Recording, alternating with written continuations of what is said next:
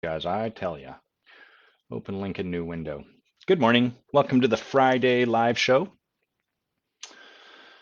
We're running a little behind schedule. I was joining a client of mine's.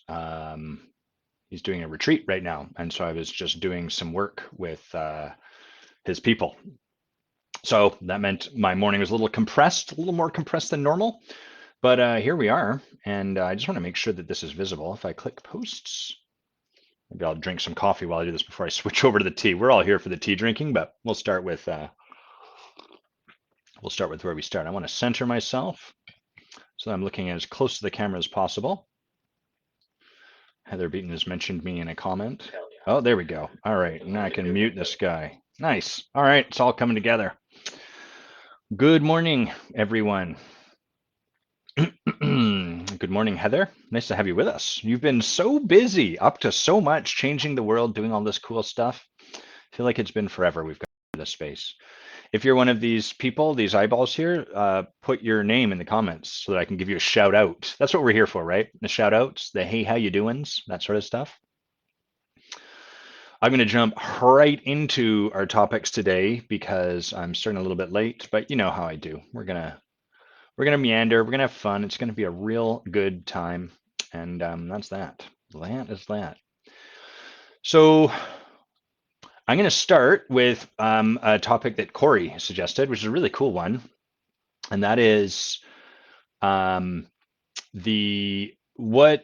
Well, I'm just going to read what Corey wrote, which he said, "What about unpacking some of what you've been up to with giving people who send you ads gifts?" I think there's a lot in there, so that's cool. I love that. That's a really fun thing. So, I'm going to share what I have been doing, like the actual practice that Corey's referencing, and then how that came about, and then I'll talk about like the underlying context behind it and all of that. So it's the practice has been Facebook puts ads in front of me, as does every platform or a thing like that that we use, and that's fine. I don't have any issue with them putting ads in front of me. That's kind of the way that our world works these days, right? We market stuff through ads. They've got access to my attention, to my eyeballs, so put it in front of me. For the most part, I just ignore them. I kind of flip past them, whatever. And because of who I am, what I say, and what I do, I tend to get a lot of ads that are kind of coaching related. They're in the coaching sphere. It's interesting. I don't see any comments showing up. I'm just going to refresh that so I can see if maybe I'm missing. I don't know. Still there. Okay, well, whatever. We're just going to go with it. Yeah, so what happened was I was sitting on my phone. I think it was like a Friday night late. I finished hanging out with my friends. We'd watched some terrible movies. I'd had a few cocktails and I was just scrolling through my phone and kept seeing ads. And usually when I see ads, there's a couple things that happen. The first is there's a part of me always ready with something snarky but funny to say. And to some extent, this was a little bit how my wit developed as a self-defense mechanism growing up. I was really terrified of being bullied, and I learned that wit is an excellent tool to avoid that. The art, the gift, the quality of wit is that it's very those with this ability, we're really good at reframing. We are very fast thinkers, fast on our feet, and we can reframe and shift, and it's hard to pin us down. That's kind of the nature of wit, for better and for worse, right? That can also make it really challenging to allow someone to support me, because when I'm confronted, I can zip around. Well, maybe this way, and they can't quite hold me in place to really do the work that's there for me to do. So I learned to, growing up, like, study people. What's the thing I can poke fun at if I need to? Kind of like the escape button, a little bit like Jason Bourne sitting in a truck stop being like, why do I know that man is the guy that can handle in this fight? The best place to find a gun is in the glove compartment of the truck out there. Like, he's just constantly scanning for this stuff automatically. My wit has that, like, because of the way I learned to be to avoid what I was afraid of, being bullied, this is always on. So the first thing that shows up when I see a lot of these ads is like the snarky, kind of cutting thing to say that wouldn't be very nice. It would make people laugh, but it would be ironically my own form of bullying. It would be a type of bullying. That's the great irony of our fear and the strategies it creates is that it has us become the very thing we hate. So I never wanted to be a bully, and so what I did was develop this tendency with my wit, and then started using it preemptively. Well, guess what I'm now doing? I'm bullying people with my wit. And the worst part about that is it's the bully that comes at you and confronts you physically and wants to do violence to you, that can be confronted. I'm not applauding or saying it's okay. What I'm saying is that bully, it's clear what's happening. It's overt. The way my wit worked and the tragedy, the heartbreak of the bullying that it created is it left people without any way to fight back because it's like, well, it's just a joke. What's the big deal? And I would do it so cleverly, they were completely undermined. So there's no way for them to even address what was happening. So yeah, Jess, I get it. So oh, get out of here. Why are you?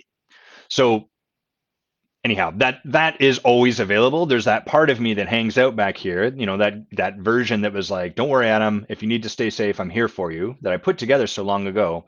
That always shows up when I first see these ads.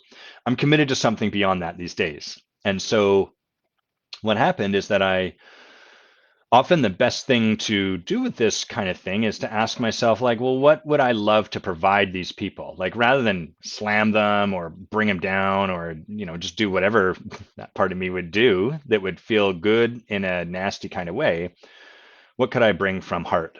And so rather than pointing to the shitty stuff, I started to feel into them, like what would open this person up further, which is a lot of the work Bay and I have been doing with our teachers in our relationship.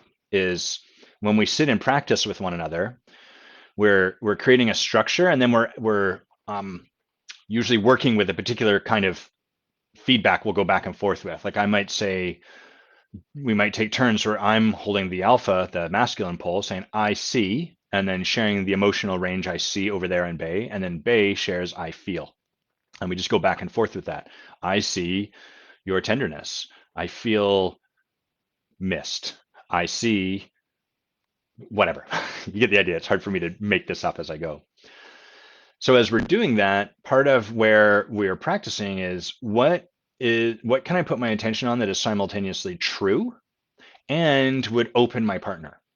So what can I see in Bay in this particular moment that is true to the moment, but also would open her, which is a deeper level of seeing than sometimes we operate with people. Often we're like, I see you're being shitty. And that may be true, but that's not going to open the person further. It's going to have them close. If someone says you're being shitty, we get defensive, we close down. So that's kind of where I've been looking as I've been taking on this project. And I thought, well, this will be kind of fun. It's a way to occupy myself for the next hour before I go to bed Friday night.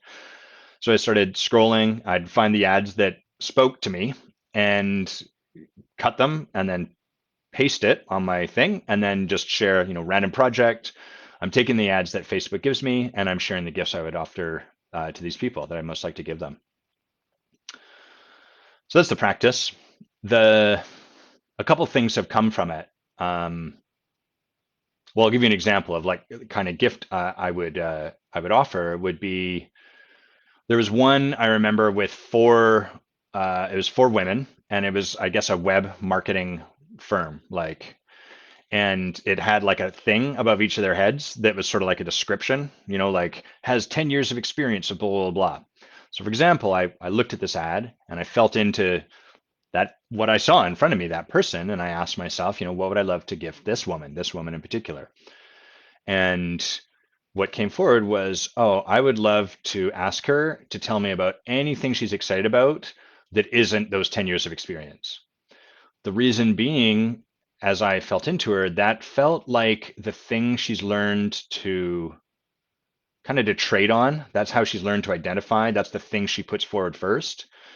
And I was like, that's my sense is for you and for me, that's going to be the least interesting thing there is for you to talk about. You could talk about it a lot, probably very articulately, but I don't imagine that's going to really open either of us up. I want to know more about what's behind the surface. So that's kind of the practice, feeling into like, what would I love to give this person? What might open them up, fill them with joy? And Oh, just realized I haven't had a sip of tea yet. Let's have a sip of tea together, y'all. So a couple things show up as I take on this practice. The first is I get scared. And what I get scared about is that people are going to make my gift mean something. Like, oh, Adam thinks he understands what, like it's going to get taken and turned into like evidence that I'm misogynistic or something along those lines. Like I'm scared of somehow like my intention is really pure. It's to truly be in this practice of like, what do I feel might open the moment with this particular individual? Hey, Mara, what would really be exciting for me to give, but to share that generosity. But the fear is like, fuck, what if I say this and then people think, oh, you think you understand what women need, or they make it something like that. So that's the first thing, scary. The second thing is that Facebook and probably just marketing in general sends more females featured in ads than men. Probably sex sells, women, I'm sure there's a whole bunch of psychology behind this, none of which I really care about or know. And so I get a little nervous when I'm doing this, that people are going to read something into that. They're going to read, oh, look at how Adam's targeting these people, all of this sort of stuff. So that's been quite interesting. One of the things I've noticed is how much baggage we have attached to giving a gift, and really how much I've got attached. And then from there, I'm kind of extrapolating out that I'm not the only one that feels this way, where it's like, fuck, what does it mean if I feel called to offer this gift? I'm not even offering it, first of all. I'm just sharing what I would offer. But like you can see all of the thinking that gets in the way of just the joy of offering someone a gift from a clean, loving heart. I see this lots of places. Like I see this in my family, we've shifted to lists. So it's Christmas. What do you have on your Christmas list? I'll buy you something off your list, which is still sweet, and we put our own spin on it. But for me, that occurs a little bit like we've found a strategy to overcome the problem of giving the wrong gift or being afraid of people being disappointed by it, or all of those sort of things. It's not exclusively why we do it that way, but it feels there's a tint to that I feel in that. Let's see, anything else I want to share about it? I'm often, when I do this, I'm often find myself walking a line where I want it to be a gift as opposed to here's what they need or should do. So that's a fairly fine line I'm discovering. And it'd be easy to say the gift I would offer this person is sitting down with them and telling them that this isn't the best way to spend their life and that they could be so much more than this. And what that would do is it would not open them, it would diminish them, right? If someone tells you that you could be so much more than the way you currently are, it doesn't matter if they're intending that to come from a really beautiful place. Where that leaves you is like, great. So where I am right now isn't enough, isn't good enough, blah, blah, blah, blah. So the that opening the moment is really the art of this practice for me. What do I feel in this moment would open this moment with this person? And then just practicing the courage required to share that into the world onto Facebook.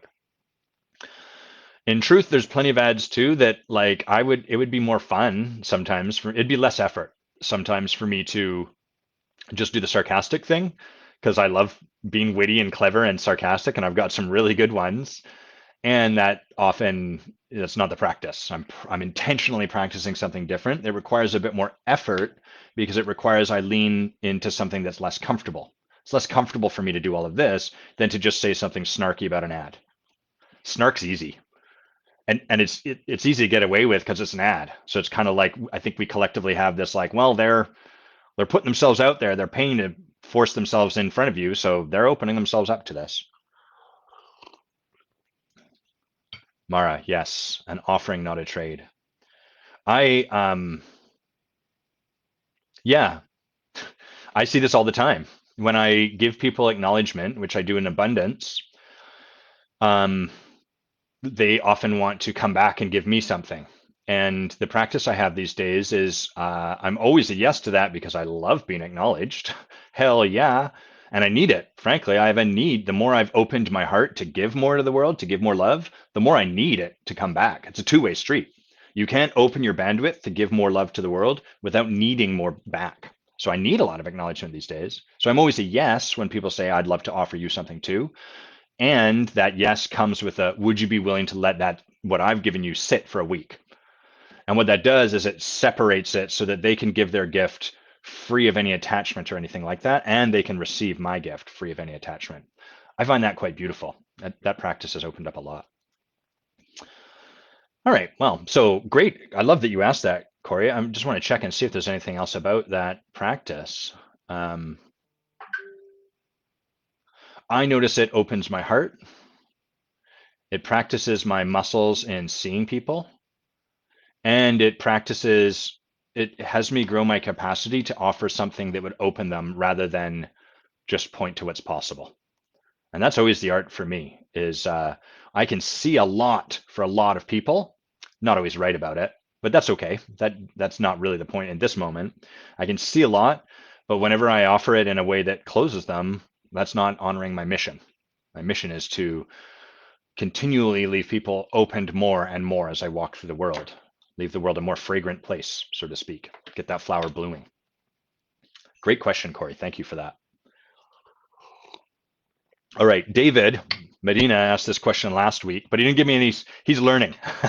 If you're here, David, I think he's learning because he said speak about ambition and devotion, and I was like, I don't. I need more. I can, but I want a little more detail. And so he's come back, and thank you for doing so, David, because I love what you brought. What difference, speak about creating from ambition or devotion. What differences have you noticed energetically in the process itself of making things happen and the process of creation towards declarations? I'm still not totally clear on exactly what you're asking, David, but I'm going to I'll just talk a little bit about the balance for me in my devotion and how that can go, which is that there's a couple of places I can see. First, part of what I bring into the space is a lot of passion.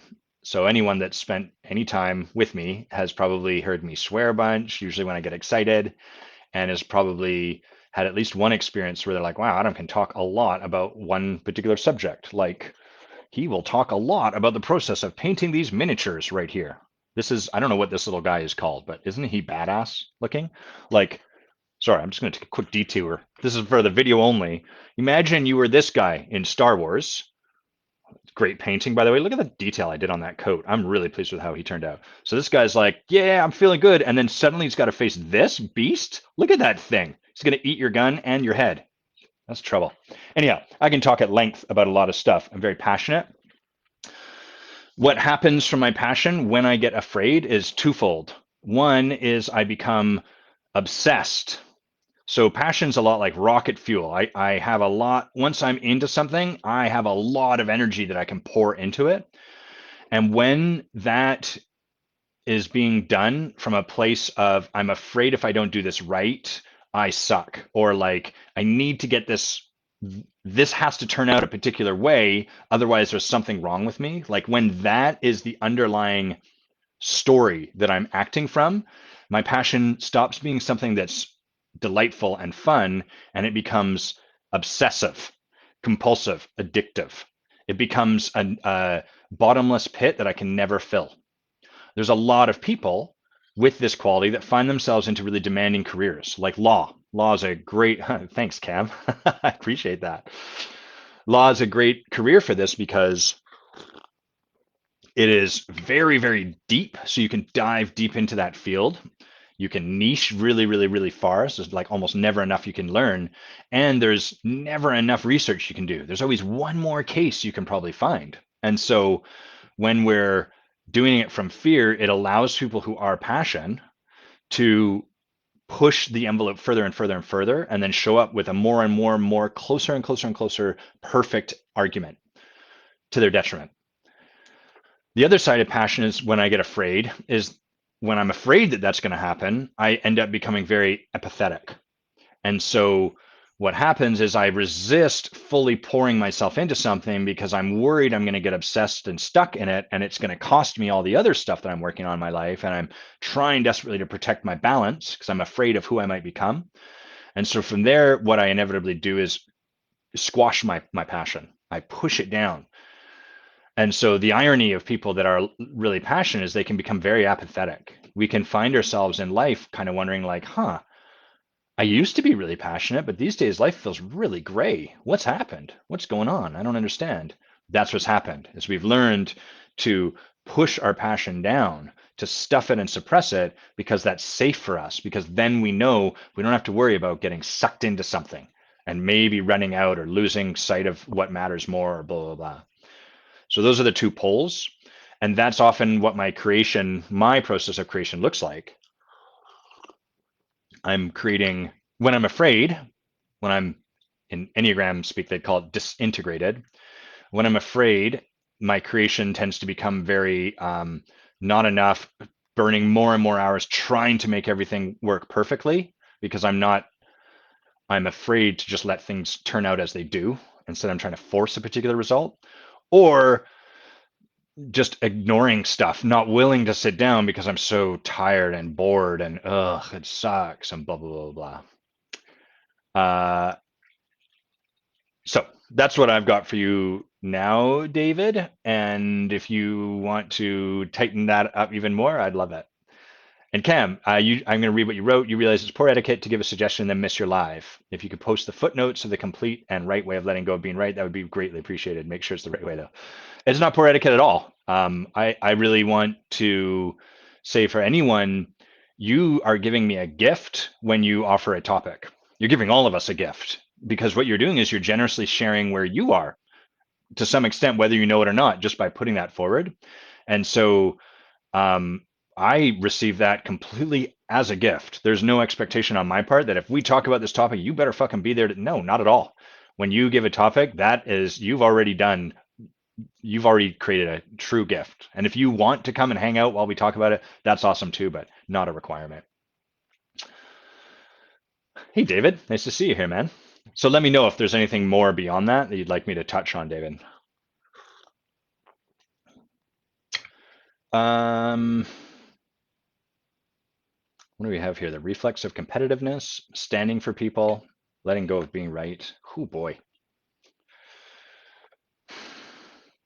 Let's talk about standing for people. So I'll talk about what this means as a leader. What does standing for someone really mean? And then I'll talk about like what Heather has written as the topic is like, can you talk about the willingness to be a stand for your client or someone, even if it may mean losing that client, they may quit, et cetera, et cetera. So what standing for someone, first of all, we don't have much of an experience of stand. It actually, when I say that word, might sound a little jargony to you, which I'm okay with because now I'm going to explain the jargon. But the trouble is if we have a new way of being, if we have a new way of showing up, a new thing to do, we need new language for it. I could say, oh, instead of standing for someone, I'm going to talk about just loving people and supporting them. But it's not the same thing. And so if I don't use different language, I run the risk of you concluding that I'm talking about something other than what I'm actually talking about. So, hey, Tommy, nice work, long division. I remember that. You'd have that weird bar thing, and then there, and then yeah, I liked division. So that's why sometimes I have to use these words that are a little bit esoteric, a little bit pedantic sounding. It's not because I'm trying to like couch this, but because it's actually necessary so that we can be clear and rigorous about what is distinct from stuff. So with all that pedantic prefacing, what the heck is standing? Standing is when I am basically, it's a lot like literally standing beside someone with my hand on their back. So if someone tells me, Adam, uh, I want to not drink for a month, for example, the often what happens with our friends, especially if we're drinking, but this used to happen all the time when I used to smoke pot, is I had like a couple friends that were my like go-to pot smoking friends, and we would kind of like quit-ish, we'd make these like, I'm gonna not do it for a month or whatever. But then I didn't I was down with that as long as I was willing to not get stoned. But as soon as I wanted to get stoned, my friend not smoking pot was a problem. And so I couldn't stand for him. Instead, I would kind of collude with him, which is what typically happens with our friendships. We collude with each other. We do it unwittingly. We might even be certain oh, I don't, I'm the one in my friend group that's bold and blah, blah, blah. You're colluding. You don't even know it. And the more insistent you are that you're not, probably the more it's in your blind spot. So that's one thing that we do that's not standing for someone is we collude with them. The other side of this is that we try to we become attached to them doing the thing. So we're like, you got to do the thing. Don't smoke pot. And our friend shows up smoking a joint and we slap it out of their hand. You said you weren't going to smoke pot. I'm here for you. I'm supporting you. So that's not stand either. That's attachment. That's parenting them, right? That's me making you do the thing. This is what most people think is called for when they want to develop their accountability. There's a guy that wanted to be interviewed on this podcast, and his claim to viral fame was that he'd hired someone to sit beside him. He'd paid someone on Fiverr to sit beside him and slap him in the face every time he went on Facebook. That's not standing for him. That's forcing him into something. And so he's going to be great at not going on Facebook, provided he's got this person that he's paying $5 to be there. Just like I'm reliable kind of to clean my room, provided my mom nags at me to clean my room every single Sunday. But as soon as she leaves, I don't have that anymore. So nothing's been developed internally. So standing is something opposite that. Or not opposite, transcendent of that. When we stand for someone, it means that we're just literally standing with our hand on their back. And when they are confronted and want to stop doing the thing that they've declared they're going to do, we don't push them into it. We also don't let them step back. We just have our hand there by them so that they kind of can't turn away from it. So the ways we might do this is like, if I was standing for my client to follow through with her declaration, I don't know, it wouldn't be, I don't want to use pot because that's an addiction typically and not really what the realm of coaching is about. But like, let's say we have a client who's like, I'm going to go, I want to date, I want to be in a relationship with a beautiful man. And so I'm going to go date people. I'm going to go out to the clubs 3 times a week or whatever. I'm not going to force them to do that. I'm not going to call them up during the week. But when we next get into conversation and they say, okay, so here's what I really want to talk about. I want to focus all our attention today on my friends and how those relationships are going. My stand would have me say, well, great, but can we check in? How did it go with the dating thing? And when my client says, oh, I totally didn't do that. I was really confronting. But anyhow, can we talk about the friends? I'm not going to force them down any path, but I'm going to keep putting it in front of their face. So standing for someone is really kind of like a willingness to keep holding something up in front of their face without needing them to do anything in particular about or with it. If I say, okay, great, I just want to make sure that you don't want to have this conversation because last week you said it was really important. So I just want to check in so that you get to be a choice. Yeah, let's talk about it next week. Great. That's the art of standing for someone. Being stood for is obnoxious. It's really obnoxious because it forces us to confront ourselves. And what makes being stood for obnoxious is that it doesn't occur like we're being forced to confront ourselves. It occurs like we're being forced to confront this jerk that keeps asking me about this stupid thing that I said a week ago that I was going to do, but now I don't care about. So I don't think there's any more prefacing I need to do. I hope you get a rough idea of what standing looks like. And so then that means that we can now come to Heather's question, which is talk about a willingness to be a stand for your client, even if it may mean losing that client. So this is the art of coaching. This is the art of leadership, is a willingness on our part. Actually, first we should talk about what happens when you stand for someone is that they want you to quit. They want you to stop standing for them because once you go away, they don't have to confront the fact that they're not doing what they said they want to do in their life. They don't have to confront the fact that they're pulling away and avoiding facing and being with their fears and doing what they have resistance to. That's incredibly human. That's not something wrong with them. That's the nature of the game. And so anytime you stand for someone, that is not what they want. They want you to stop. And as you stand for someone, it means that you're basically being a support structure that forces them to confront themselves. They don't want that either. And that's going to drive up a bunch of discomfort for them. People's discomfort shows up in a whole myriad of colors. Sometimes it looks like argumentation. Sometimes it looks like fighting. Sometimes it looks like shutting down.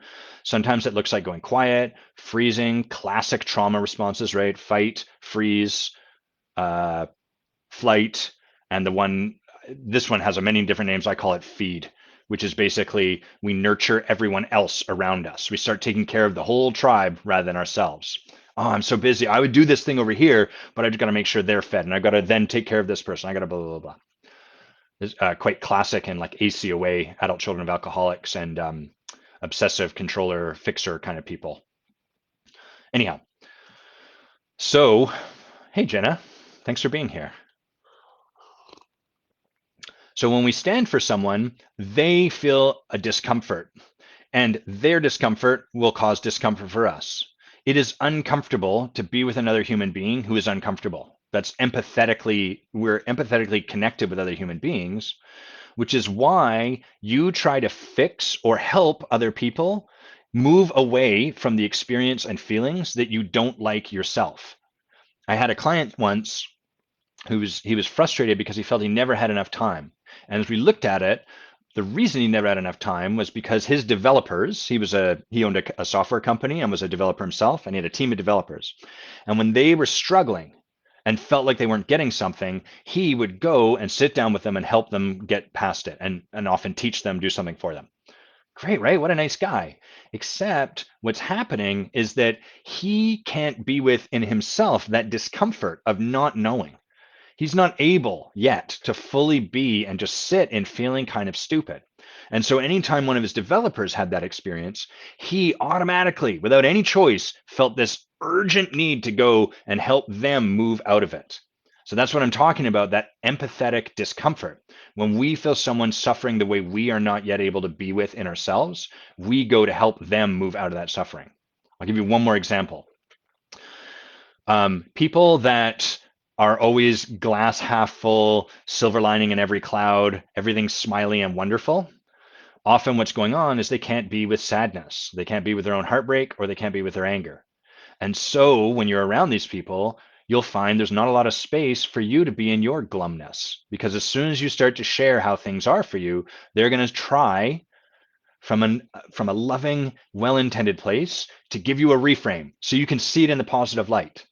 This guy right here has been guilty for many, many years because I had this kind of thing. What's the point of sadness? What's the point of heartbreak? What's the point of anger? Just be lovely and happy and see things on the bright side.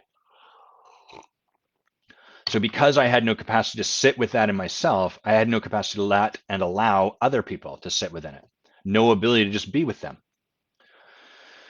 So their discomfort will translate to your discomfort, which is why standing is so challenging. Because if I'm going to really stand for you, I'm going to have to be willing, and I'm going to have the capacity developed internally to be with you in your kind of discomfort. And because of the hilarious sense of humor that the universe has, you're going to naturally draw people to you in your leadership or your coaching that they're on the same spiritual journey you are. So it's not like if you end up with someone who shares discomfort with you, no. You will. That's the game. That's the way it just happens to be.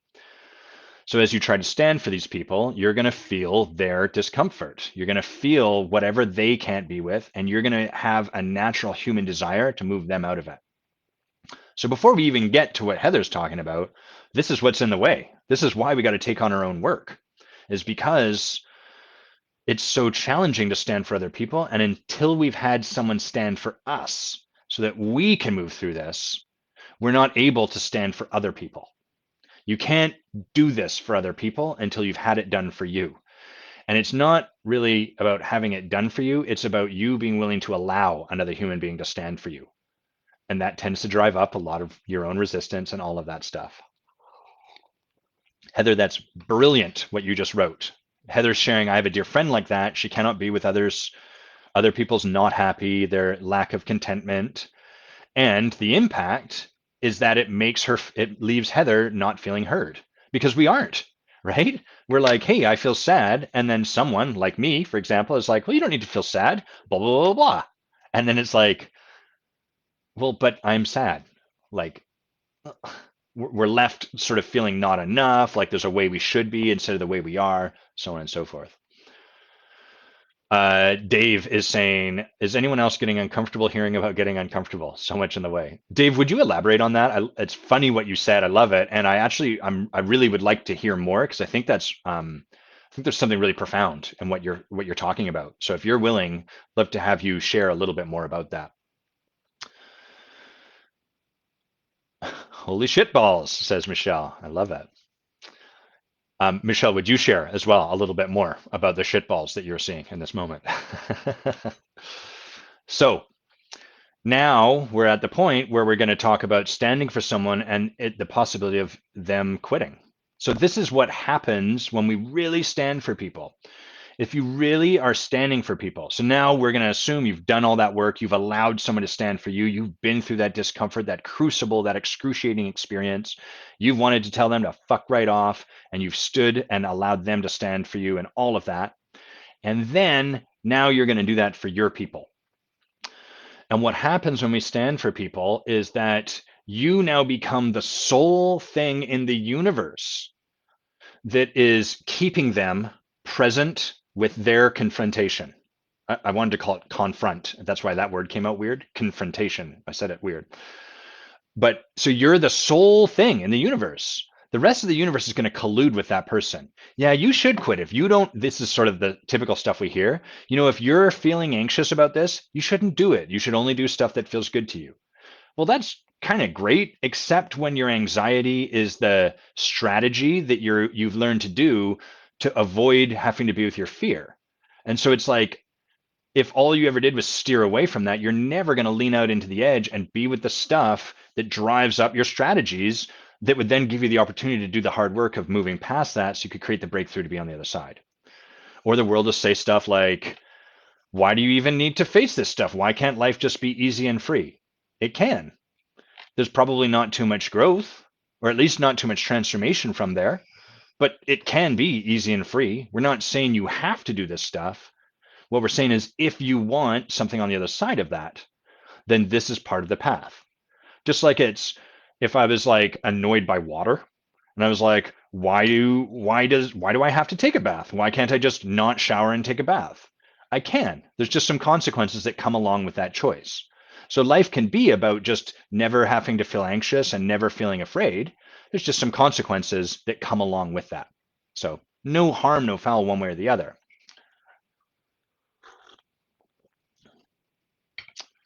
Um, Dave, I love what you said there. So Dave shares, I have trouble standing with clients at times because I don't always feel folks have stood for me. I haven't allowed it. It so we're going to talk a little bit about stand fatigue, what happens on the other side of this, and I'll share a little bit about like just how this shows up in my life so you can get the cost of this kind of work, but I really get it, Dave. And frankly, there's not there's not a lot of people that can stand for people powerfully. Instead, we get people that are either attached and trying to force us to do the thing, which will never support the same kind of transformation and internal growth has been stood for. Plus, it'll have you burn out because you're exhausted from trying to force everyone to do all the stuff they're supposed to do. Or it has us, we just collude and get resigned. Oh, fuck it. Whatever. You want to smoke pot? Great. I do too. No problem. And so what we're talking about here is something very pristine, unique, and sacred, and it requires real work to develop this capacity in ourselves to stand for people. Jenna says, I've stood for me, so easier to do it for others, not always easy to handle the pushback. Jenna, I would push back on you on that one. So standing for yourself is not the same as having someone else stand for you. Um, it really isn't because we can't stand for ourselves. That's the truth of it. Like we can try to do that and we can be committed and we can say those words, but standing for ourselves will never be the same thing as having someone else stand for us. It doesn't require the same level of vulnerability. It doesn't require the same capacity. And if we're really honest with ourselves, all of us, we let ourselves down all the time, even when we don't realize we're doing it. My ego is brilliant. because I am, and it works with all of my stuff. And every time I grow to a new level, so does it. And it takes all of the good work I just finished doing, and it then co-opts it to do its own nefarious work. So we can't really stand for ourselves. So I honor that you practice that and would just invite you to listen this conversation. It's weird the way I'm wording it, but like listen to this conversation through the lens of what if me standing for myself is not what Adam's describing? What if that is distinct from actually what Adam's talking about here?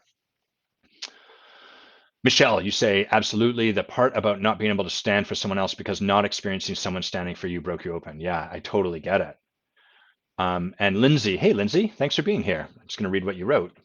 Lindsay says, this is incredible. As you shed light on my own feeding tendency, it makes me fear losing the feeling of fulfillment I feel when I have space in myself to support others. Totally. Is it like mindfulness practice, where growing our own capacity creates a larger capacity to stand for others with time? Identity crisis mode activated. Absolutely. So as we is it take me for example, right? As I grow my ability to be with my own heartbreak. So for the first 30 years of my life, I had learned heartbreak, I feel that too deeply.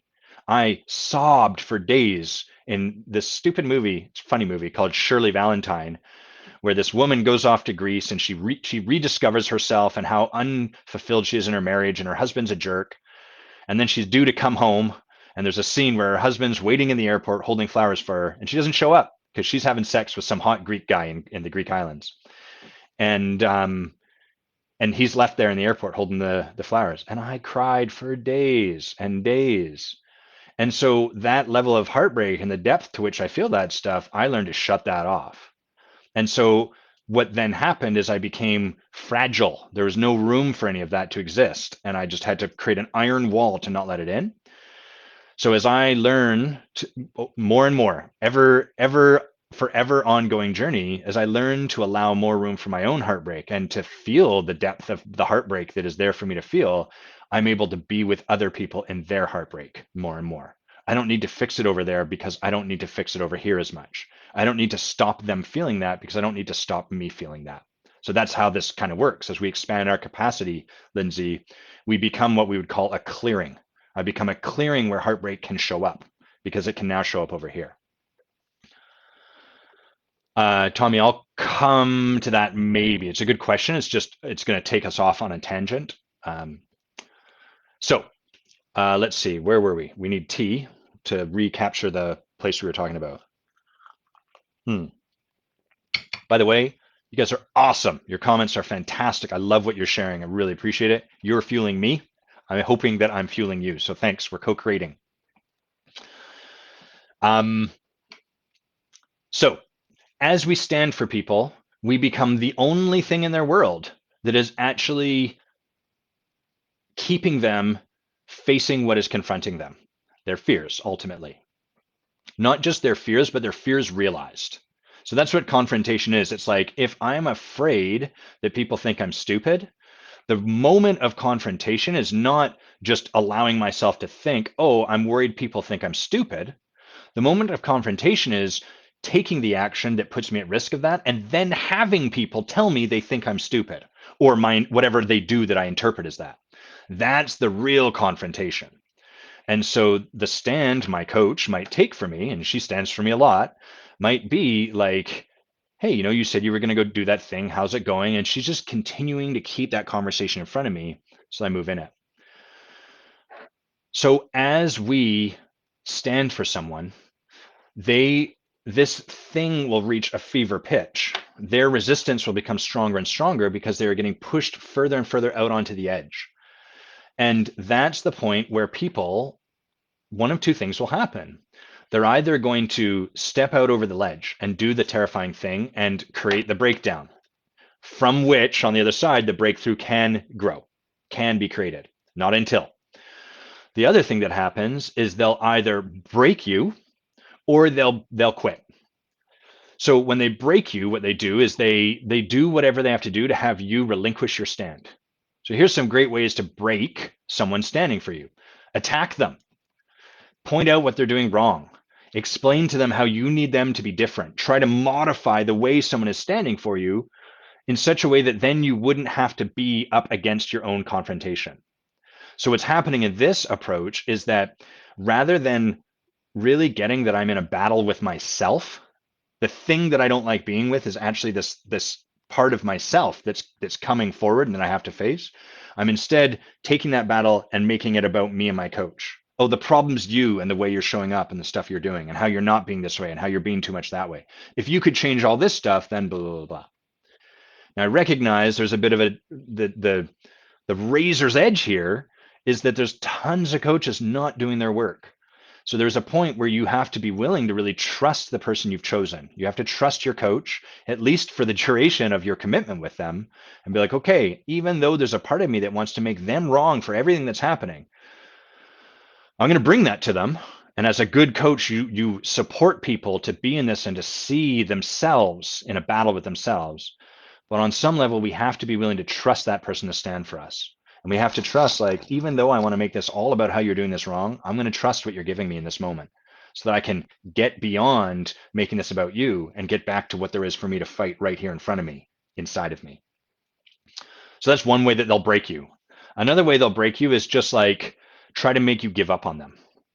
So like sometimes what clients will do is they'll show up and they'll just explain to you what a piece of crap they are. Clients, leaders, direct reports, whatever.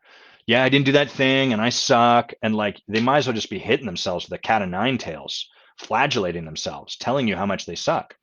Because what they're doing is convincing you that they're worthless. They're not worth being stood for and it's never going to work. And if I can just convince this person that I'm just like everyone else in my life, that I'm worthless, they'll eventually leave. One of my favorites is that they'll get you to fire them. Oh, such a great way to get out of being stood for. And it lets the coach, or at least the coach's ego or the leader's ego, feel really powerful. Yeah, I did the fucking thing no one else was willing to do. I fired them. Everyone in this person's life is firing them. That is the pattern that they are running. You just colluded with them without even realizing it. So by getting you to fire me, your stand dissipates. And now I don't have to lean into what I'm afraid to lean into and confront what I'm afraid to confront. Isn't that magic how that works? Blows our mind. And it's perfect because it plays right into the ego of the person over there. So that's all the ways that they'll break your stand. The other side of it is they'll quit. So if you're really standing for someone, especially as you're developing this art, because this really is art, we're using a scalpel.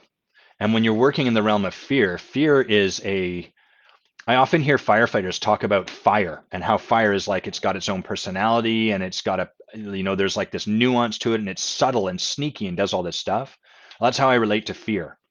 And my work and your work, if you're committed to transformation, either as a leader or as a coach, your work is to go to bat with people against their fear. And fear is it's the most challenging beast that we can go to battle with. It's the most noble beast to fight with too, but it's challenging. And so it really requires a lot of art and nuance. And as you learn to work with this, at first you're going to make mistakes. You're going to be overly pushy with your stand, or you're just going to fire people because you don't have the capacity to continue finding your way back to love and to seeing their greatness when they're doing everything in their power to convince you that they're worthless and not worth it. And so that goes on. And sometimes when we're really standing for people, they're going to quit. And they're going to quit because they can't see what's possible for themselves any longer. And they can't get to that place where they can see that this isn't about you. This is an opportunity for them. Now, that doesn't mean that you get to just make that about them, because as a leader, your work's always to look on your side. Who was I being that had that person unable to see their greatness in that moment? Who was I being, and what might there be for me to do differently such that I could help that person see the possibility for them? So early on in my work, I had way more people quit. These days, I have more people get to that point and less people actually quitting. So I'm becoming ever more artful in standing for people such that they get to the moment of confrontation. And then I'm also becoming ever more artful at supporting them to get back into the place where we're shoulder to shoulder, looking at what's happening and saying, oh, wow, can you see how this is actually your stuff? And more artful at taking my own responsibility, being willing to share everything that I can see I'm not doing perfectly over here, so that then they have a clearing where they can start to do that. I think that's everything I want to talk about as far as the act of standing for someone and serving people to the point, standing for people to the point that they may want to quit. The crux of all of this for me is always the willingness to look back over here. So you can take everything that we've talked about today and you can make it be like well, they quit. So it's just because they have no capacity to be stood for, right? And so that's taking one of these distinctions we're using and using as a weapon to make that person wrong. But the leader never does that. The leader always takes this stuff and says, got it. What is there for me to take on? Who was I being that had things go that way? What did I say or do that had that person quit? And the reason you do this is not to beat yourself up or to like feel burdened by it, but because that provides you the opportunity to step more deeply into your leadership, the opportunity to become ever more of a leader. I'm going to take this cardigan off and I'm going to tell you about the most recent example for this. So in my friend runs a coaching program that Bay, my wife, and I have come in as kind of co-leaders every year. And most recently, we just the other day, actually, we had a call. And on that particular call, we were training someone's leadership as they were leading the call for the participants. So what that means is that we're not the ones leading the call. We're causing the call. I'm not going to really get into that, but we're not doing anything. The person whose leadership we're developing is actually running the call. And then the people below are the participants in the call. So we're giving her feedback in the moment. What is there for her to take on? What do you notice is going on in your body? As you can imagine, that's really confronting. And what got created was a huge fucking mess. Big mess. Imagine if you went to a class and you're like, I'm ready to learn something, and then they're like sort of teaching you something, but then the teacher's getting a whole bunch of feedback as they're teaching you, and you're gonna, what's going on? Why am I here? What is this? Is this for the teacher? Blah, blah, blah. And so a bunch of stuff got created in the space. Some people were like, this is boring, and I don't know why I have to sit here and listen to this. Like, I'm here for the learning. For some people, they're like, this feels like abusive. Like, what are you doing? You're pushing this person past their own comfort zone. It feels like wrong. I don't like this. This shouldn't be happening. So it's wrong what's happening. For some people, they're like, I don't understand at all. I'm lost and I'm worried that like this isn't going to get cleaned up or anything like that. And so we're standing for the possibility in someone's leadership being developed, and we're standing for everyone to kind of be confronted with what gets driven up when they see someone in that challenge. So the person whose leadership's being developed is uncomfortable, of course, right? She's out on the skinny branches, and even more like insane, she's out on the skinny branches and having that, like, being in that experience publicly. The spotlight's on her. Most of us would rather go over there in the dark corner, do the skinny branch stuff, and then show up and be like, ta-da, it's all finished. That's how I lived my life for many, many years. But that's not leadership. That's trying to do things perfectly and then showing up and like, vulnerability alert. Here's a thing I did that was vulnerable 3 years ago. No, that's not you being vulnerable. That's you telling a story about being vulnerable, which is always distinct from being vulnerable. So if you want to be vulnerable, don't preface it with the words vulnerability alert. Show up and be vulnerable in the moment. That's where vulnerability lies, and only there. So we created a massive mess. And the first thing, yeah, Jenna, the leader cannot, most leaders can't hold the space. And the part I want to share here is like the first thing that showed up for me internally was like, fuck you guys. How dare you question my being, my work? Like, very defensive, very arrogant, very, you idiots don't know what you're getting, blah, blah, blah, blah. And the work, that's the cost of me standing for something, is that like they're pushing back as they ought to, as they must, because they're being confronted by something. And then as they do so, it triggers me. That's always going to be the case. Now, the work, as we get better and better at this, is the triggers are less sharp. They hook us less easy. We can catch ourselves as we're triggered, and we can work ourselves out faster. And as you do that, less things start to trigger you, but there's always going to be stuff that'll hook you forever. And so we get hooked. We're like, ah, and then I'm like, oh my God, I'm hooked. I got caught there. Okay, what do I need? How do I get back to my heart? Do I need to take a moment? Do I need to pause? So that I can release all of my own charge about this to the best of my ability and hold the space to allow people to have whatever experience there is for them to have. Because whatever is happening in that moment is sacred and perfect and necessary. For them to be able to develop someone else's leadership, they're going to have to be able to be with whatever is getting driven up as someone else's leadership gets developed. And to be clear, there's plenty for us to take responsibility for too. It's not like we did this perfectly. Hey, Alexandra, I don't think I've covered your topic yet. I haven't. So you're just in time. We didn't set this up perfectly. There was plenty for us to take ownership of. Like, for example, we actually didn't create a very strong context for people to understand why this was happening. We didn't give them a lens through which to relate to what was happening. So the lens they came into was, oh, I'm here to learn more. I'm here for more knowledge or to practice myself. In hindsight, and certainly next time, what I would create is the context, hey, we're going to be training leadership right now, and coaches lead and leaders coach. Your job as coach is a willingness to model leadership in the moment out on the skinny branches. And so what we're going to be doing with this work right now is helping you see what that looks like, what that is called for, what that requires from us, and how challenging it is. And to give you the opportunity to notice all of your resistance get driven up as we do that. So you can start to work on that resistance and move it out of the way so you too can show up this way for people. That would have provided them a totally different way to listen and be in that conversation with us. We didn't do that. So we always have to take a look on our sides. And anytime you stand for people, it's going to drive some stuff up. It costs you something. I think that's all we'll talk about on standing. Yes, Heather. Heather, you can relate very much. Um, Maybe you'd be willing to share what shows up for you when um, when we are providing you that, when you're getting that training, when you're having your leadership in the moment out on the skinny branches, what kind of shows up for you? I'd love to have you share that if you're willing. Heather's one of the people in our leadership track in the Forge, and will be with us next year too. I think. I don't know if we've fully confirmed that, but in any event, she's doing really beautiful work, and so a lot of what I'm talking about, she can relate to very clearly. Hey, Sachko, nice to have you with us. Happy Friday, everyone that's just joined. Okay, let's see what you wrote here, Alexandra. I'm going to shift to your topic, which is the reflex of competitiveness, the good, the bad, the ugly, and the fix. Let's see.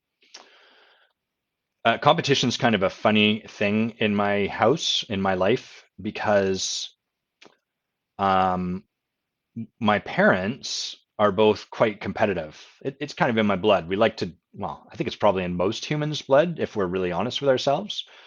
Um, but my my mom will often say, the thing about your dad, Adam, is he's very competitive. And so, like, I want to do something, and then he starts to compete with me. Yeah, but so are you, Mom. Otherwise, that wouldn't bother you. Competition, if someone's competitive and there's nothing we don't have any charge around it in our body, it'll just pass through us, right? Like if I don't have a story that it's like right to be spiritual or bad to not be spiritual or anything like that.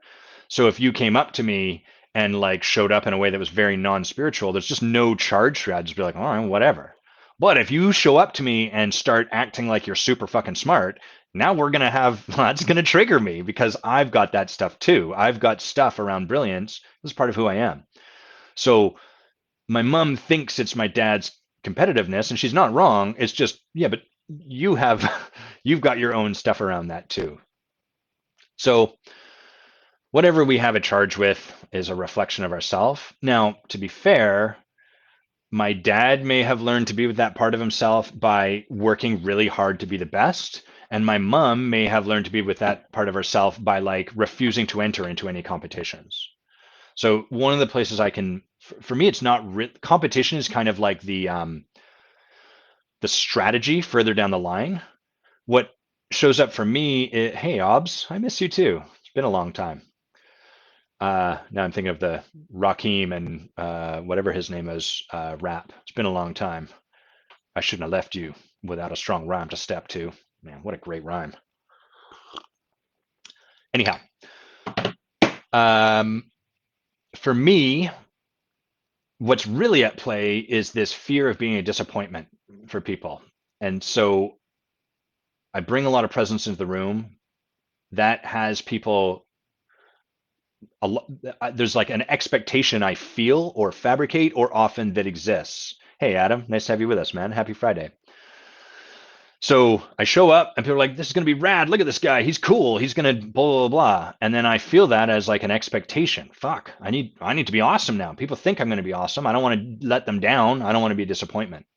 A lot of people with the quality of radiance or presence, a core fear is being a disappointment, of course, because who we are is like a lot of energy, a lot, whoa, look, this person's going to be cool. So then, of course, what we'd afraid of is that like we're going to just be a big strikeout at bat.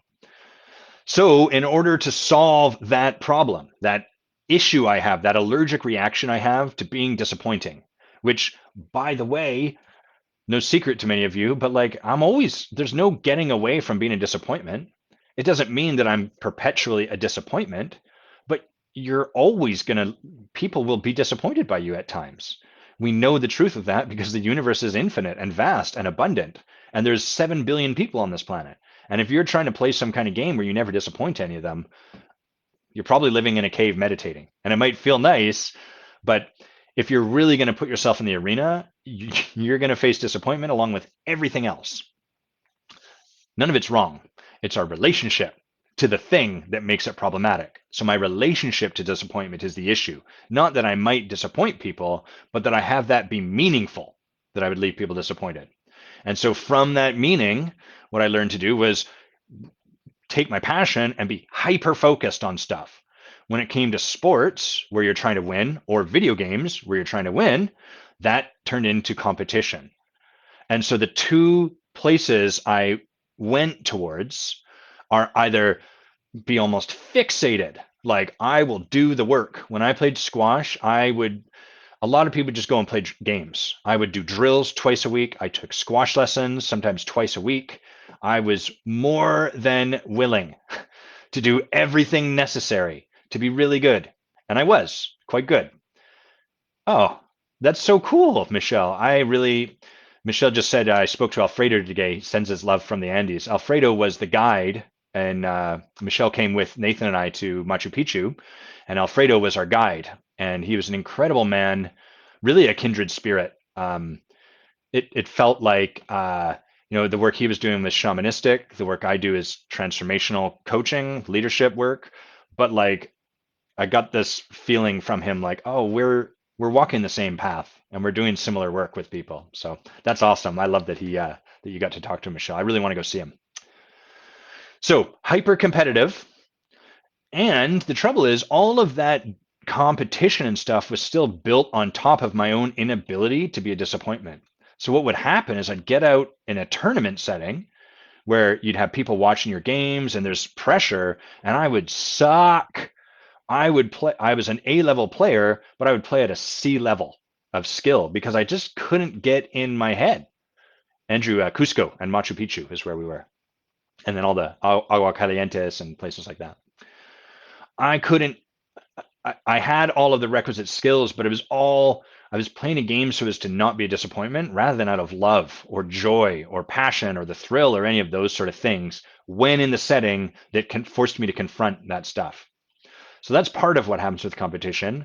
And then the other thing is, fuck it, I just won't compete. And that allows me to not have to be in those situations where I would be potentially risking being a disappointment. This same thing happened in my career as a dancer. Is that I would practice in the studio. I was very reliable to like run moves and to learn technique and to do all that. But when it came time to get in the circle and dance with people, I couldn't do it. I was just terrified. I would just hold back. I'm not going to go in that circle. Maybe I'll go back into the dance. Maybe I'll practice in the studio a little bit more. So for me, competition is a strategy. Competitiveness is a strategy to avoid disappointment. As long as I beat you, I'm not the disappointed. I'm not the disappointment. I don't cause disappointment, et cetera, et cetera. Oh, sorry, Andrew. Michelle's answered your question though. We went there in August 19. Nathan, my friend Nathan Seward and I plan another trip together, I think. He's sort of transitioning in his career and he's not sure if he's going to keep doing this work, but I imagine he'd like to do another trip like this, which is we it ended up only being Michelle, which is actually perfect. But the idea is we create a transformational experience. So not necessarily coaching, although that's part of it, but taking people, a group of people, somewhere in the world that's on your bucket list. And where we usually look is what would be on our bucket list and have us a little bit out on our edge. Great, let's go there. Let's take a bunch of people, and then um, we will be, first of all, just being in that context is going to be transformational, and then create the space to have conversations that allow for transformation, all of that sort of stuff. At the time, I think I just finished. What happened? I just finished the Forge. I was doing something else. I was coming back from travel. I basically had like a month to enroll people in it. Michelle, I'd been in a conversation with a whole bunch prior. So she came on board courageously. And we ended up just the three of us. And it was, I'll tell you, it was the most magical trip. It was incredible, beautiful, profound. We had so much fun, such great memories. And so, anyhow, if that's something that kind of sounds inspiring to you, let me know. And I'll make sure that we put it out whenever something next happens. Andrew, you're saying you had a similar dynamic in your own sports journey. You were a good basketball player in practice and games that didn't matter, but in the real games, you were afraid to make mistakes. Yeah. This really came to the forefront when I chose a career that really mattered to me. So computer science and law were good. I liked them a lot. I was quite good at them, but they were not, coaching was like my soul put out in front of me without any of its armor. Like that, this work is me fully expressed. So the stakes are much higher. And if I'm a disappointment in it, it's not like, oh, the job I did was disappointing. It's, oh, who I am as a spiritual being is a disappointment. So as you can imagine, as I started in this line of work, there was a lot of my own strategy to avoid having to be disappointing. I would coach people one on one over here off to the side, but I would not volunteer to coach people in front of the room where I might get feedback and stuff like that. And fortunately, I had people standing for me to step beyond that, to create something different. They would cause the team around me. They'd be like, "Hey, are you guys going to let Adam hide out again? Are you going to go another day where you're left disappointed because he doesn't share his brilliance with you, because he doesn't put himself into the front of the room and lets you see him in his vulnerability and his intimacy?" So I was stood for to move beyond that. And then, fuck you, you don't know what you're, I'm just tired. I need to go to the bathroom, all of that stuff, to then choose in and to allow myself to be with what I didn't want to be with.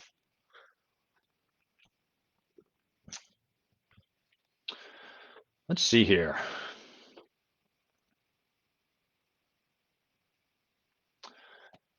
Cam writes, how to let go of being right. What does that look like? And what are some ways to keep that in the forefront of the mind? Um, that's a great question. Righteousness has been, I've been present to it in a number of ways, and myself and others, of course. As you start to notice something over here, and even as you start to notice a new level of it, um, you'll notice it in other people showing up as well, which then makes it tempting to be like, let me help you. No, come back over here. Keep doing this work. So as you've probably heard me share before in the past, I'm really good at being right. And being right was the strategy to make sure I wasn't stupid, which would have been the negation of who I am, brilliance. So we start, the light, part of the light I reflect into the world is brilliance. The fear for someone who would be brilliance is that I'm stupid, the opposite of that.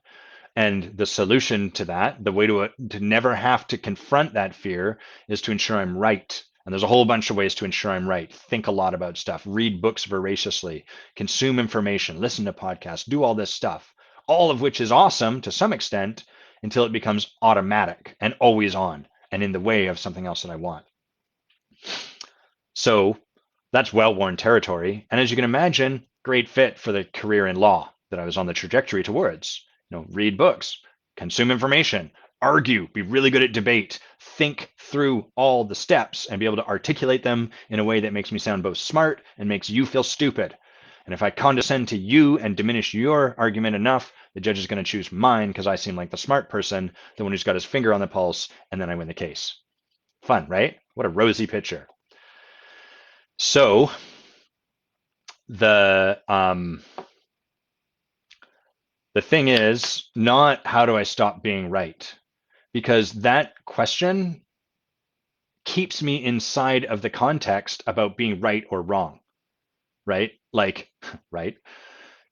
If the game that I get, if the linear path I get stuck in is either I'm right or I'm wrong, how do I not be right? Well, I'm still caught up in what's right, what's wrong. So the first step is to ask what for? What is it that I want to create in my life outside of right and wrong for which this stands in the way? What is something far bigger than right or wrong that I really want to make happen? That's where I have to begin looking. Because if I look at how to be not right, it's kind of like, how do you not think about pink elephants? Uh-oh, now we're thinking about pink elephants. The way you not think about pink elephants is you think, excuse me, you think about something else. Oh, I'm going to think about red penguins or whatever. That allows us to think beyond that immediate context. So this is what most of us try to do is when we notice a pattern, we go to fixing the pattern. And that is what keeps us in the pattern. That's why, let me take one more step back.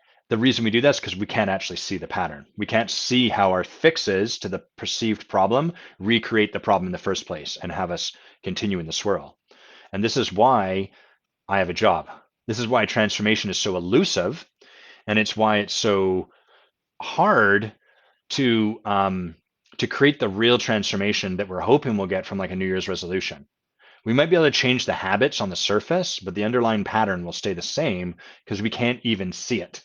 And so it just keeps us in a swirl. So the first question is, what do I want from letting go of being right? What is it in my life that seems kind of elusive? And and I notice that my need to be right, that automaticity of my righteousness seems to keep getting in the way. And so for me, it's relationship and connection. I really, as I started to sit with this and notice how often my righteousness showed up and to catch it, what I noticed was, oh, there's no place for me to be with people once that shows up. Like there's no room for people to be with me. There's no room for me to be with them. Their choices kind of become get on board with Adam, like change your opinion to be with Adam, and then you get to be in relationship with him, or admit you're wrong and like then you can come over and hang out with them. You know, none of that really feels very good for anyone, and all of it's in the way of really being connected with each other. And so from there, I get to stop engaging in the conversation of who's right here, how do I not be right about this? All of that can fall away because I've got a more transcendent place to come from, which is what would create more connection in this moment. Now, to be fair, the part of me that is scared and uses being right to stay safe will reach and be like, no, no, no, no, come back to this. You're right about this. So it takes some effort. It takes some support from my coach, from other people, and the hard work of doing this myself, the effort required to choose out of what is easier, less effortful, but not really the thing that I want to keep doing. And so I recognize, oh, right, here I am caught in being right. I'm having a hard time letting go of that. But what would allow me to connect a little bit more over there? How could I create more connection with this person in this moment? And maybe that's sharing, like, wow, I'm fucking holding on to being right about this with you. I'm really having a hard time letting go. I want to get over there with you, but I want you to know in this moment I'm finding myself challenged by that. So notice I'm not even letting go of being right because the conversation is no longer caught in that limited box of right and wrong. I'm instead playing at a different, I'm transcending that by looking at like, what would cause connection in this moment? How would I bring more connection to what's showing up here? How can I connect with this person? And from there, it's kind of nice because it doesn't really, it's not about whether you're right or wrong because you don't have to fix any of that. So this is the nature of what happens as we take on this kind of work is the stuff that we're stuck on that feels so like um, intractable. We're like, it's either this or that. And when I need to solve one of those two things, as you create these kind of breakthroughs, those intractability, those problems that you're spending so much energy trying to resolve, they dissolve. They just fall away. And that's why when we create a breakthrough in our lives, the experience we have is kind of like, man, nothing at all has changed in the circumstances of my life and everything's different. That's so weird. And then from there, the circumstances of your life change. Not until. So the journey for this, and then I'm going to speak to some of what you guys have shared in the comments. The journey tends to be like, feel stuck, really need a solution and for something to change. Fight against that and hold on to that. Start to practice something more transcendent. Get supported by a coach, a leader, blah, blah, blah. See some possibility beyond that.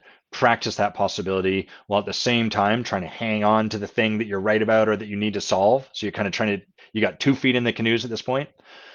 Then reach a degree of surrender, kind of a fuck it moment. Fuck it. I can't keep trying to do that. It's not working. I'm just giving up. From that surrender, actually create that transcendent thing, actually shift into that experience, and then suddenly realize, holy cow, everything is occurring to me different. I'm experiencing all of the same circumstances in a different light, and then the circumstances will change. The funniest example of this was playing squash. I was working with my coach, and I learned squash watching videos and then going to my university and playing. We had squash courts, nice squash courts, and that was the sport I played while I was in my undergraduate degree. And so it was kind of crazy. My friend and I would go and drink pitchers of beer and then go play squash. I don't even know I have the energy for that these days. There's no way I could do that in my 40s, but in my 20s, that was a lot of fun. And so I developed all these terrible habits. My swing was awful. So it was a very straight arm. I was swinging like this. The way a squash string works is that you are basically using your arm as a whip. So you lead through with your elbow, and then at the point of your elbow, you bend and you lead through with your wrist, and then you snap the racket across. So you're hitting that ball like the tail end of the whip, which allows you to generate tremendous speed as you come through and follow through with the racket head. That's good form. Look at that. Bam. Volley, drop shot, right into the front corner. Boom. Point at him, provided no one was watching.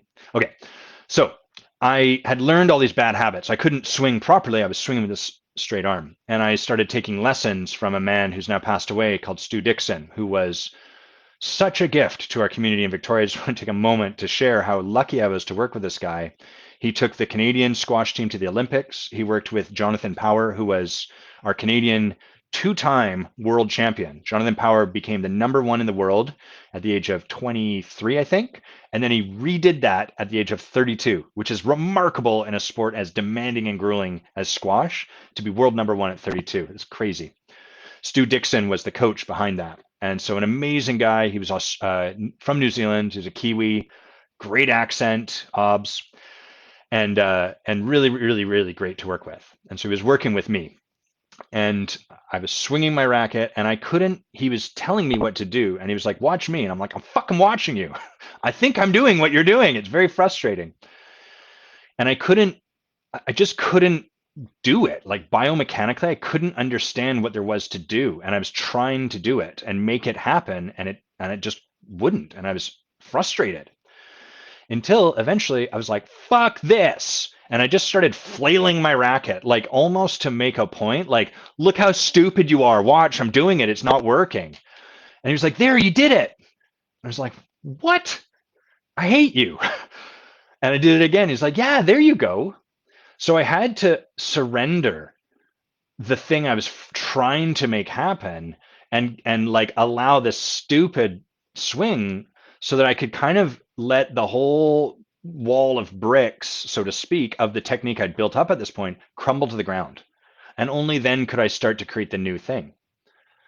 That is a metaphor for what we're talking about here, this transformation. Is we kind of have to let it all fall apart. We have to surrender and stop trying to fix or force things into the way we think they should be. And only on the other side of that does it start to be like, well, why didn't you just tell me to do it this way in the first place? And it's like, you just couldn't hear it. You didn't have the capacity to allow for it. The only way to get here was exactly the process you stepped through. And on the other side of that, then things really do change. Oh, a lot of squash talk today. I miss playing squash. Such a great sport. Jenna says, so wise for such a youngin'. Huh. Well, I appreciate that I occur young to you, Jenna. Um, and I appreciate that you're reflecting my wisdom to me. Thank you for that. What did you say here, Andrew? You said, I just had that experience. He's talking about coaching. I've been coaching solo for the last year and a half without any feedback for the most part. This last weekend was the first time through accomplishment coaching where Andrew is training and where I used to lead, where I got feedback, and that was awesome. It was a little nerve-wracking at first, but I know all that feedback is going to serve me and others going forward. Yeah, it's really well, it's such a beautiful thing. And one of the things I love about accomplishment coaching and their training approach is as coaches, we have to practice authenticity in the moment. And so one of the things, I don't think they do this virtually, well, they might still now, they might have changed it. But when I was taking the work and leading it, the first thing Saturday morning was a 2 hour free observation. Anyone from the public could come in and watch, sit in, watch the training. Maybe they wanted to learn about it, maybe they wanted to experience it. But you were doing your work with people you didn't know there watching you. And that's what it means to bring the being of coach into the world. Not the doing. It doesn't mean I'm going up to people and coaching them uninvited, but it means that I'm willing to show up around people and let them see the parts of me that aren't finished, to let them show the work as I'm progressing through it. And that approach to having people come and observe, such a gift. So cool. Cool. Michelle's leading in, actually, Michelle, you must know Andrew, right? You guys must, oh no, because you're now in New York. Michelle's leading their work in New York. But yeah, so they still do it. That's cool. Yeah. Heather, so much of this work is undoing. Heather says she can really relate to the sports metaphor, being a former sports coach and teaching technique and having to help students undo poor technique. So much of our work is unlearning the patterns that we've created, not because they're bad, but because they've become automatic. Um, this is part of why I don't think it's helpful usually for people that are like around the age of 18, that level of youth, to go and get into a lot of transformational work. Now, that's a bit of a dangerous statement because I don't want to take away from possibility for anyone, and anyone that starts to gain the benefit of these distinctions in their life is going to gain something from it, like learning to be stood for. Oh, what a gift that's going to provide. Daniel, hey, good morning. We've covered letting go of being right. The answer is you just do it. Not actually, but watch the replay. There's a lot there. So when people are really young, 18, 17, whatever, and want to either work with a coach or train as a coach, which frankly, the bulk of training as a coach is you developing a willingness to allow people to coach you over and over and over and over again. So they're not the same, but there's parallels between the two. And so when people at that age want to go and get into transformational work, it can be a little challenging. And the reason for that is you got to go and fuck your life up a bit. And I'm saying that a little facetiously, but what I mean is that early on, when we are learning to create these patterns and strategies, we're not really present to the cost of them. We're more present to what they're getting us. I'll give you an example. When I was writing Too Smart to Know Better, I was interviewing really, really brilliant people. And I interviewed this one guy who was 18, brilliant, sharp as a tack, super smart. I think he was at Stanford or some great college. And I was just asking him stuff, talking to him about what he did.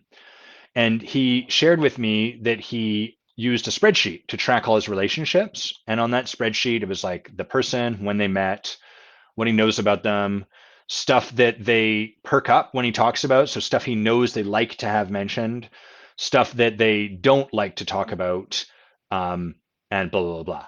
So it's very like strategic, right? Like, wow, that's okay.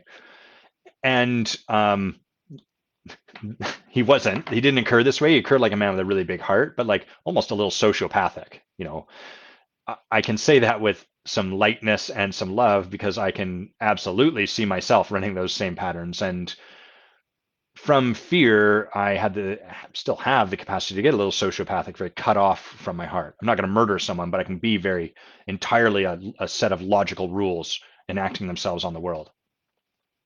Yeah, Jason, great, exactly like that, right? Machine learning of relationships. And so you could imagine like interacting with this, I think they call it I think the name for it in AI is, I think it's called a Chinese room.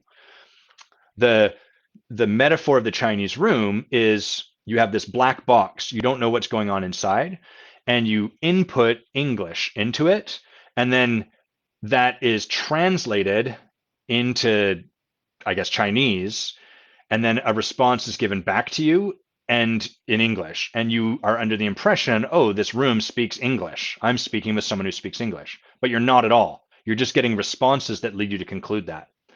The other version of this is the von Neumann. Was it von Neumann, Jay? Check my feet. Von Neumann or the Turing test. I think it's the von Neumann test, which is, can we distinguish this thing as an artificial intelligence, or do we relate to it as a human? Deus, what was it called? Ex Machina was a great movie about this. And so the hallmark of this is you put this machine in a room with a box, and then you just have like a head, I'm using an old timey telephone. You have a telephone or a receiver, something I can talk to. And then I speak into the machine. The machine has no idea what I'm saying. It's not a human. It doesn't understand the content of what I'm saying, but it is able to give me a response by looking up in this big, vast amount of information, what is the correct response to give to Adam when he says stuff like this? And then it gives it back to me. And I go, oh, wow, I'm really talking to a human being. So I'm left with the experience as though I'm talking to a human being when in fact I'm not. It's artifice, it's a facsimile. So that's a little bit kind of like what this guy's doing, a little bit to Jay's point. Now, I don't want to make him wrong for it. In fact, it's friggin' brilliant, and I probably would have done the same thing. And the catch here is he was so empowered by it. He wasn't like, oh, Adam, I don't have Turing test. Thanks, Jay. I don't have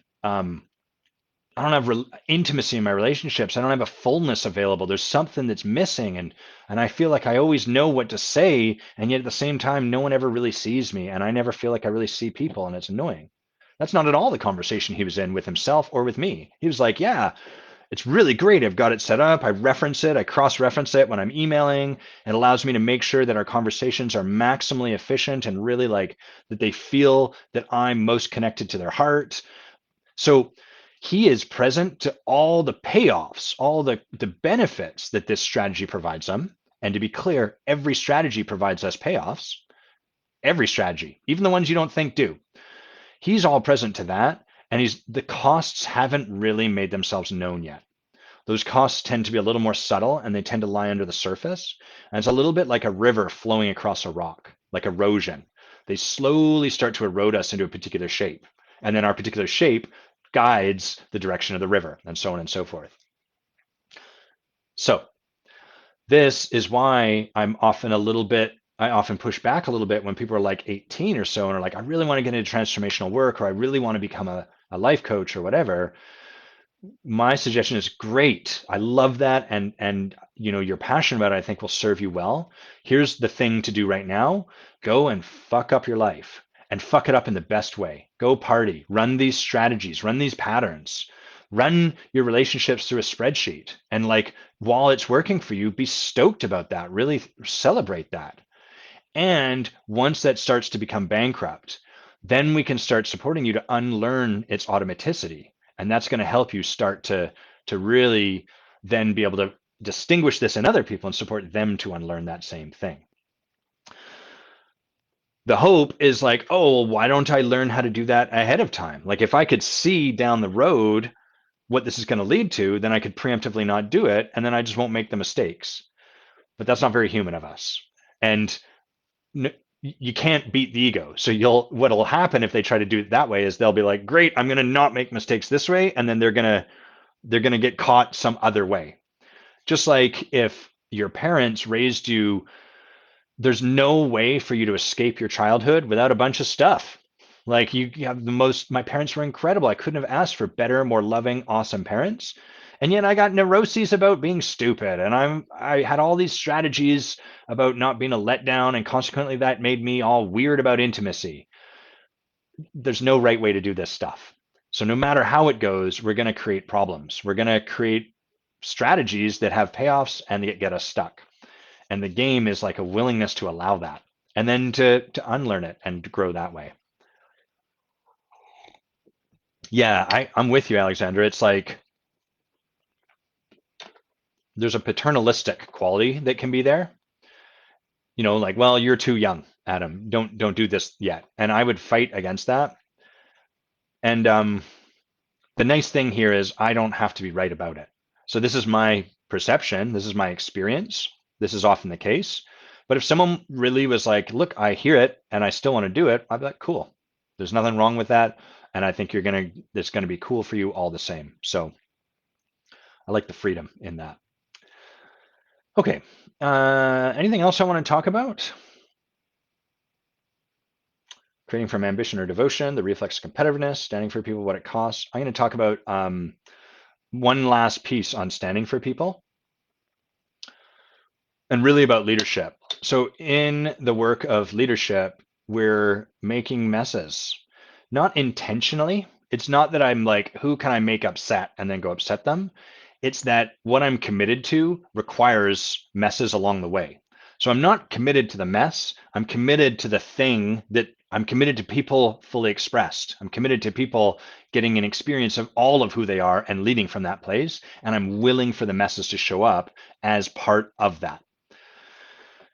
Um, the trouble with that is that messes are messy and they have an impact. So most of us want to get life all tight and confined in like little nice tiny boxes in our calendar. And wouldn't that be so great? But that's not really how leadership works. So after this call, I'm going to be on the phone with the person who I was supporting yesterday to clean up any impact I need to clean up so that she can get back to remembering who she is, her greatness, so that she can share with me anything she needs to share so that I can be responsible for my impact and so that we can make things whole and complete so that she can continue to go from there. So if this is the kind of work that you want to do, I'm sharing over here that it's not often clean and tidy and it's beautiful. And that's what makes it so rewarding. Okay. I don't think I have anything else to share this week. I love you guys. It's so cool to have you all with us. Yeah, that's where I'm going to end today. Bye for now. Have a great weekend, guys. Bye bye.